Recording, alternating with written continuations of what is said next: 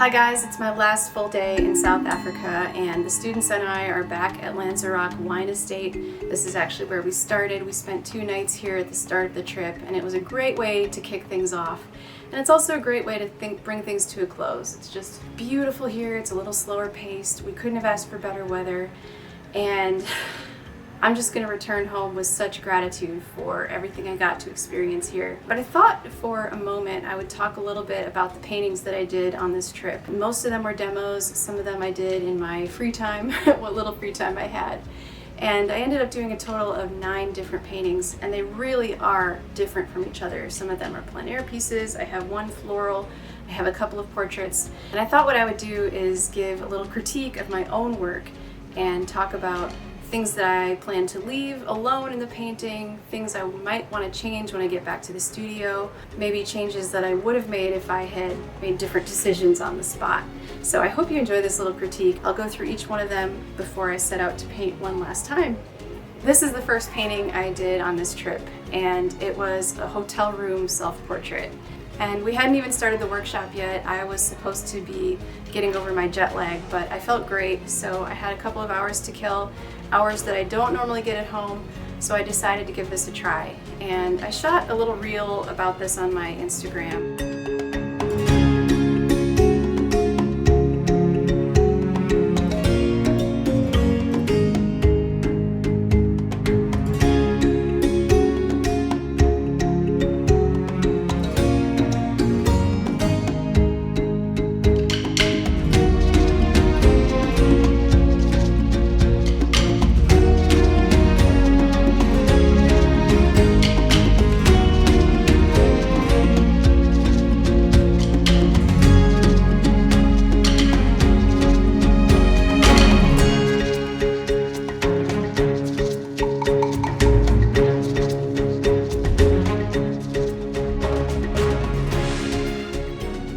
Some of the things I like about this painting, I actually like that there are no highlights in the eyes. I know that sounds weird, but sometimes I find that with self-portraits it can be really tricky to paint something that's convincing and soft, and so I really liked the softness of this painting. The neutral colors that are in it, and part of that was just because of that hotel room lighting. It was sort of enforced on me. Things I would change? Probably not a lot. I'm actually very happy with this. I'm not going to touch it when I get back. I'm just going to throw my signature on it. So sometimes we get lucky, sometimes brush strokes just go the way they're supposed to, and this was one of those paintings. Painting number 2, you can kind of see the ravages of my wet painting box on this. The paint was still wet around the edges, and so it kind of left some marks here and there. That's something I can easily fix when I get back to the studio. This is actually Talita. She's the workshop organizer, and she and I went out hiking and painting just right by her backyard. She lives at the base of a nature preserve, which is just amazing. And we did a little hike. The mountains are back there. These mountains are very iconic and very characteristic of this region of the Cape area. And so we set up, and it was midday, and midday is not my favorite time of day to paint, but it was kind of like we were both just so eager to get out there and paint that it didn't matter. We chose this spot partly because of this beautiful diagonal here and the mountains, but also because we could work in the shade a little bit and it was warm that day. So I decided to make her part of this foreground area where it's kind of in the shadow. The trees are shadowing her. Things I would change about this? Well, trees are hard for me. They're very challenging, and so that's something I would probably finesse a little bit in the studio, maybe modify some of my shapes, some of my values, soften some edges, maybe even add some more trees, more branches over here. And I would probably work on maybe toning down some of the vibrant colors that are in this painting. Maybe dark or lighten the mountains actually to make them a little bit more atmospheric. They are about as dark as what we were seeing. The atmosphere out here is very clear. It's hard to show the distance of things because it's so clear, and there wasn't a cloud in the sky. So something I might consider is maybe adding some clouds. And then there's this big quiet area right here behind her head. There were definitely more trees there in the landscape, so I would think about possibly designing some more trees in there to make it a bit more interesting. I really do love this little shrub here. I love how that turned out. It felt fresh and painterly to me. And then I would maybe re-examine the anatomy here of her legs and her arms just to make sure that it's more specifically her. This was my first official demo of the workshop. We started out with a bang. We went to one of the neighboring vineyards and we had a room that we were able to set up in and have some more controlled lighting to do a still life. And this is the national flower of South Africa. It's the protea. And then we were able to put some oranges in there, some other native flowers. I tried to arrange it in a way that would feel like things just got thrown on the table, but it would still be really beautiful. And I had to set this up really quickly. I only had about an hour and a half to do this demo. So I was pretty happy with how it turned out.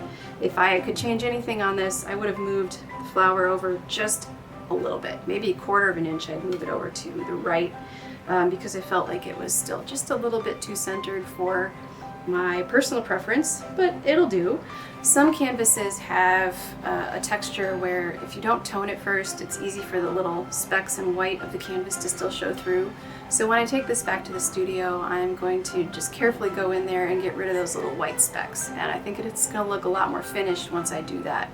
And of course, this one is still awaiting a signature.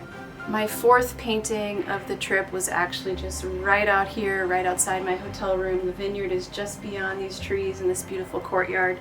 And this is the view. And there happened to be some workers out there that evening. It was an evening sunset painting. And they were out there with their shovels, and they weren't actually working. They were just sitting and resting. And I thought, oh, how perfect is that? They're posing for us. And that's exactly what happened. I was very happy with, there's actually like a little bug on there. Well, it wouldn't be plein air if there weren't bugs stuck to the painting, right? I was really happy with how this turned out. Unfortunately, when it went back into my wet painting carrier, I accidentally smudged it, so this area right here is smudged. I'm going to correct that when I get home to the studio and just tighten it up again. I want it to stay loose and painterly like the plein air sketch that it was. It was only about maybe just over an hour that I worked on this. And again, I'm going to go in and refine some of those little white specks in the canvas just to make it look a little bit more finished. I might also try to refine some of these foreground shapes a little bit more so that they come forward even more and so that it feels like things are getting more blurry and atmospheric as they go further back and away from us. So I'm going to have to be very careful when I get back to the studio to make sure that I don't overwork it. When I take it back home, this might also make for an excellent study to work off of along with my photo references for a larger studio piece, because I love the whole concept. The vines, the color of the vineyard, and the trees that are turning colors for the fall, all of it, the people in the foreground. And that'll be a chance for me to design it a little bit better. In this painting, I painted exactly what I was seeing, but I took enough photo references that if I wanted to, I could move these people around a little bit more to make it a more pleasing design, and that's my plan for the studio piece. After we left Lanzerac, we went to Buffelsdrift, the first game preserve of our trip, and it was really cool how we had these luxury tents we got to stay in, and you open your door and you get this view of a pond where the hippos live, and you could hear them sometimes. They have a very distinct sound that they make. And this is the pond right here, and you can see some of the foreground shrubs, but this was at dusk. This was right at sunset. It was a very quick study that I did as a demo for the students, and I couldn't really see too well what colors I was mixing because I was looking almost directly into the light, the setting sun. But I do love a really good painting that's done into the light, because there's nothing like it. You can't capture those colors or that mood in a photograph. It's almost impossible. Here too in this painting you can see some of the edges are a little unfinished. That's just from where it was on my easel. I'll be able to finish those off very quickly. I also plan to actually make these foreground greens pop a little bit more, add a few little details to make it just a little bit more defined, but not too much. I don't want to overwork this piece.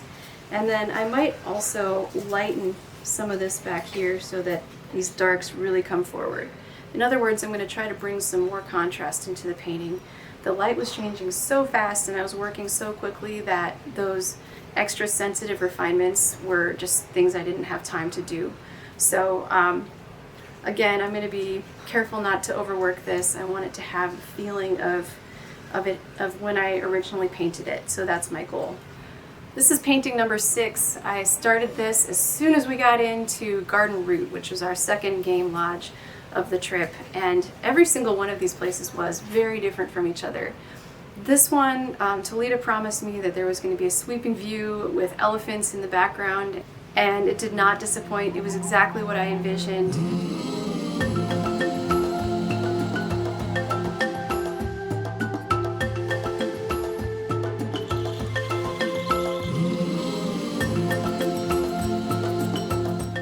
The back deck of the restaurant was a perfect spot to set up. I only had about 45 minutes to an hour to do this painting before the light changed, and as you can see, it was very flat light. The sun was shining directly on this setting, but with the eucalyptus trees and the elephants moving around and the mountains in the background, I was really enthralled by these very subtle diagonals and the way that these shapes all kind of came together. And I don't know, if I do anything else to this, it's really going to be very small. Maybe a couple little details to refine the elephants, but I don't want to make it too different from what it is, which is just an on-the-spotter. It's a quick study. Again, it's something I could take back to the studio and make a larger painting from if I want to. But this painting is really just a memory, and a good one at that. Painting number 7. This is the one I spent the most time on. I spent 2 sessions on this portrait. It's Toledo's daughter, Cecilia, and she joined us for part of the trip and was a wonderful companion for us and a helper as well. And she's just a beautiful young woman. She's 19 years old. She has these beautiful blue eyes. So we set her up outside on one of the patios, and there were aloe vera plants in pots outside, and they were almost the exact same color as her eyes. And so I kind of wanted to pull those colors into the background here. 2 sessions on this. I filmed the whole process. If there's anything I would change about it, maybe just, again, finishing off some of these edges at the bottom. But I'm very, very happy with this as far as studies go. It was about 3 hours altogether, and really I couldn't ask for much more of the time I was given. I'm very happy with how this turned out. Painting number 8. This was not a demo. This was something I did in my free time. When we arrived at our last game lodge of the trip, that was Botlierskop, and by far this place was the most, well, it was the biggest, but also I think the most special. There was just something extra about it, and all of us could feel it. You look down in this valley, and these are the mountains in the distance, and this is part of the valley right here, and it just feels like a scene from Jurassic Park. I don't know how else to describe it. There's elephants and wildebeest and antelope and so many different species of birds and animals all over the place, and you just get to watch them from the lodge, and then you go out on these safaris and you get to explore. My words fall short. So here's a painting that I did. I'll just use the visual language for now to try to describe it. This was early to mid-afternoon light, and I was facing the sun, but I had an umbrella shading me, which was very useful. The most challenging thing about this painting for me was these foreground trees and bushes. Everything was backlit, and I had to be very careful to make sure that I had a good gradient on my sky, my first set of mountains, my second set of mountains, and then the foreground. Things I would change, well, I could always do better at trees. That's something I'm working on as an artist, and technique-wise, I'm always trying to figure out the better way to, or more efficient way to paint a tree, especially a backlit one. I found that it was helpful to start with the lights and then paint the darks into those lights, and that helped me shape the trees a little bit better too. Something I tried to avoid was too much repetition in my shapes, so hopefully that shows through in this painting. Obviously it's not perfect, there's always room for improvement, but as far as quick studies go, I was pretty happy with this. My final painting of the workshop was a portrait of a beautiful woman named Blessing, and this was at Botlierskop. We set up outside again. We had indirect lighting, so we were under a deck like this one, and she had this brightly lit grass in the background behind her. So I actually started with a pretty hot colored tone. This was some green gold for my tone. Eventually I realized that it's probably a little too hot, and so when I go back to work on this, I'm probably going to eliminate most of that. I'll maybe leave a few bits and pieces of it showing through. Things that I still need to work on, well, her ear is not done, and her jawline. When I do a portrait, I really start with the eyes and the nose, and I work my way down, and I just ran out of time. So there's more that I'll have to do towards the bottom of the painting, and also the hair. She had some wonderful details in her hair, including some beading on her dreads, and so I'm hoping to put some more details in there. This is one that I'll feel comfortable refining a lot more and adding more details to. I feel like this painting on the spot got me some really good color notes. Her likeness is very close, so I won't have to do a whole lot in here. And my challenge will be to make sure that I can match these original colors and tones while taking it to the next level. So that's my plan for this one. I'm happy with the design. I'm happy with how she's cropped off at the top here. I do wish I had used a larger canvas, maybe because there were all these wonderful details in her dress. And she had a beaded necklace that was black and white, very bold, graphic shapes and colors. Would have been nice to include. So in the future, I need to make sure I pick a larger canvas for this type of thing. Otherwise, I'm very happy with this and excited to take it back to the studio and work on it some more. I hope you've enjoyed my little critique and just a glimpse into my process and what the students have gotten to see while we've been here together in South Africa. I am planning to do more workshops very soon, and I hope you'll join me for those. We all had a wonderful time. The students had great things to say, not just about the setting and the places that we were staying, but also about my teaching. It's one of the things that I love to do. So join me on the next adventure.